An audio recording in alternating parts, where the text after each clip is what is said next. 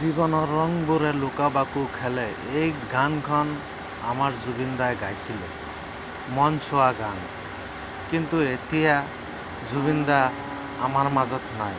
ছিংগাপুৰৰ শেষ নিশাহ ত্যাগ কৰিলে। নাজানো কেতিয়া আহি অসম পাব। আমাৰ বুকুখন ভাঙি গৈছে, আমাৰ মাজৰ পৰা হেৰাই গৈছে, পাখিৰ দৰে উৰি গৈছে।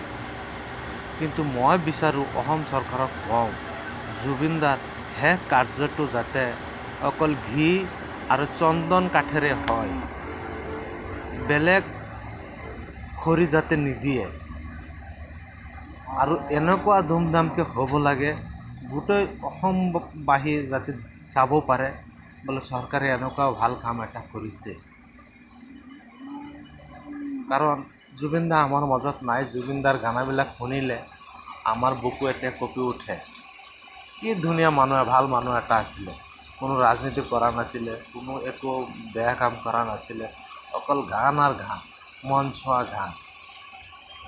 চৰকাৰে এইটোক তদন্ত দিয়ক। শেষ নিশ্বাস ত্যাগ কৰা জুবিন দা অসমত অহাৰ পিছত যাতে অকল চন্দন কাঠেৰে আৰু ঘি ঢালি যাতে জুবিন দাক শেষ কাৰ্যটো সম্পূৰ্ণ কৰে। এইখিনি কৈ মই মোৰ কথাখিনি সামৰণি মাৰিছোঁ।